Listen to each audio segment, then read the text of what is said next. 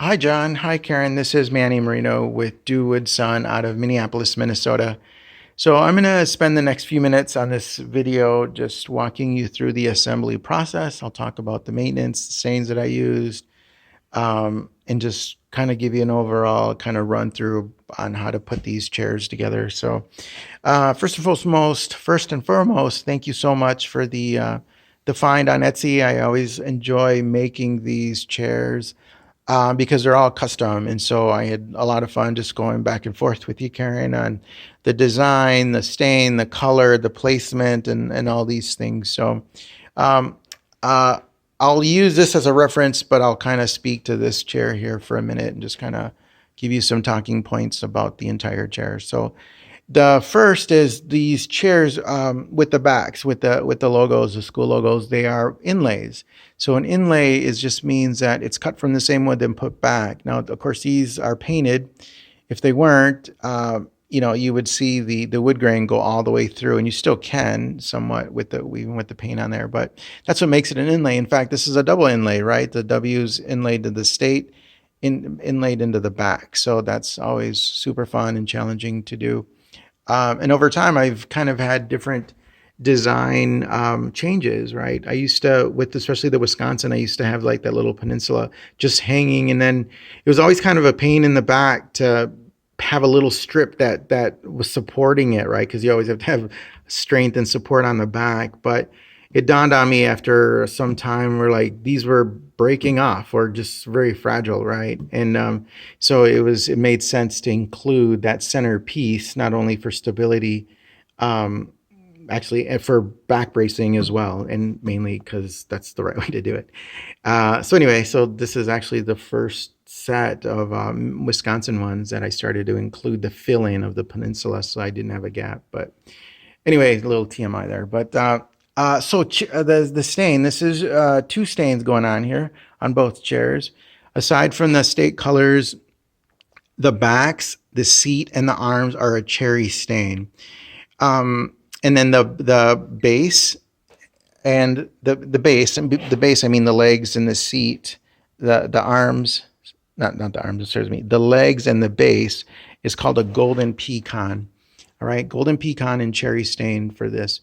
What's interesting about, and of course the chair is made out of redwood cedar. And so cedar wood is the best for outdoor. You don't have to worry about it rotting um, or collecting water because it repels water. And it could sit in the hot sun too. It repels heat.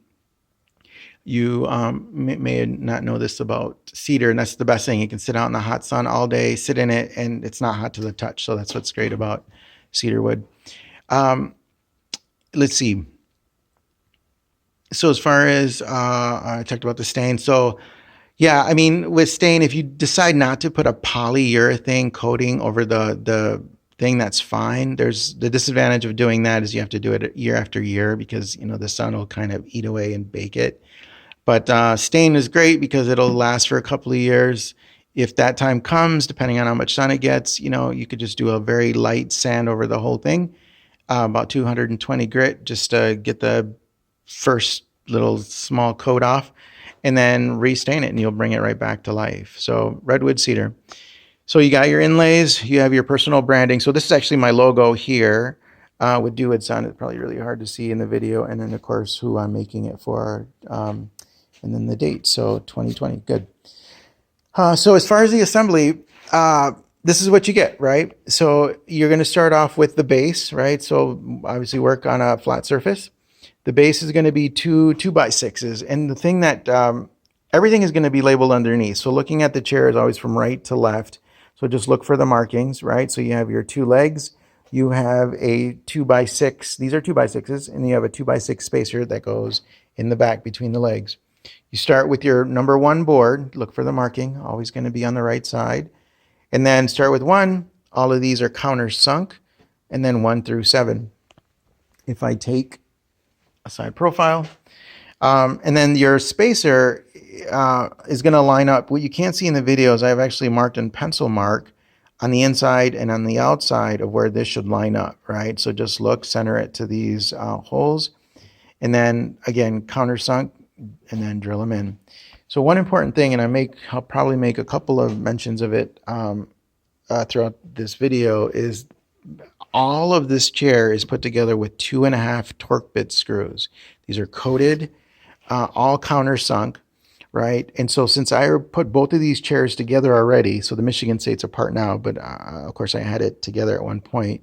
I want you to use the same boards because I want you to use the same holes, if that makes sense, right? Even though these are the same size, you can get them out of order, that's fine, but because it's custom, I pre-drill each one. I just want to make sure that we're lining them up and using the exact same hole, that's all. So step one, get your base in. Next is your front legs. Front legs go on the outside, back legs go on the inside. Your lag bolts, these are 3.5 inch galvanized. It goes lag bolt on the inside, washer, lock nut. You're going to need a 9/16 socket to make life easy for you. Your back legs and front legs are a little bit different. Back legs have the slant, and so this is the right one. There's going to be a marking underneath. This is the back brace that goes between the two legs. Again, one thing that I'll mark is the bottom and the top. And one thing to be mindful of is this doesn't go all the way flush to the top. And this is probably a bad angle here. And there's a reason for that, right? Because if it did, this corner would bump up this arm and keep your arm from being straight across. So again, look for the markings, right and left, up and down, same thing down here.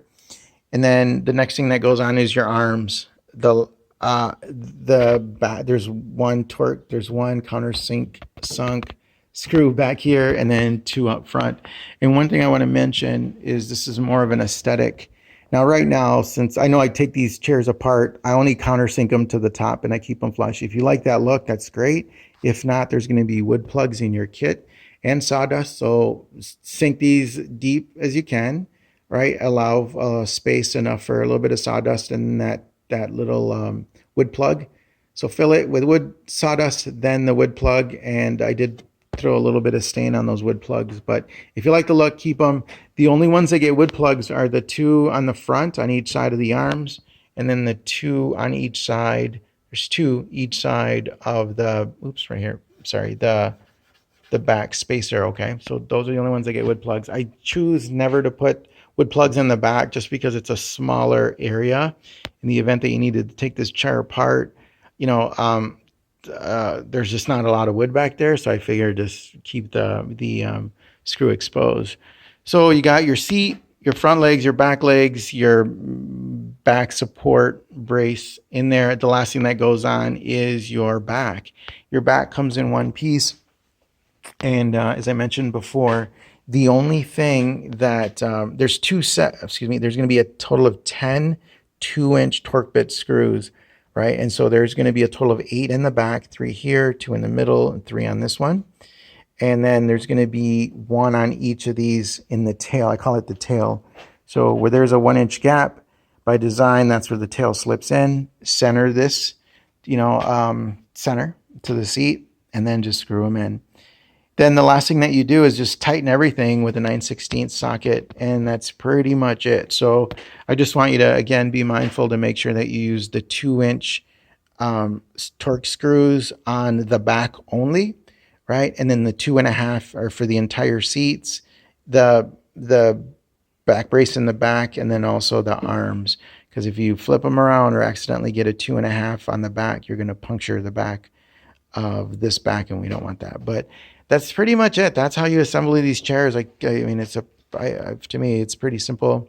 And one thing I'll make mention since I got you at this angle is you'll appreciate the back. I get really good feedback on the angle and the pitch of the chair. So it's modeled after an Adirondack style chair. However, mine doesn't tip you back. It's not very low to the ground. So it's a little deceiving now because I think it's up on a table waist high. But yeah, I would love to get a picture once it's out on the dock and so I can post that on my social media. But again, I appreciate you finding me. You'll definitely make a statement with both of these chairs. These are fun to make. And if you have any questions on the assembly or any issues with the shipping or parts, let me know and I'll make sure to walk you through that, get it replaced or whatever you need. So That's it. There, I'll take this one apart. I'll put it in a box. Speaking of boxes, it's going to come in two separate boxes. I keep the back separate in one box, and then the rest of the hardware and the frame and the arms come in another. Um, that's it. So I will get these boxed up and shipped out later this afternoon, along with this video, and then I will send you the tracking number. So once again, John, Karen, thank you so much for finding me on Etsy. I did keep or put a couple of business cards in the bag, in each of your bags of hardware. So please let everybody know where you got these, and let me know. I'm 612-423-1468 or Manny@dowoodson.com. Don't hesitate to reach out to me. Follow me on Instagram. It's at hash or at dowoodson. So thank you so much. I will pause this video now. Finally, I'll stop talking and have fun assembling. Thank you.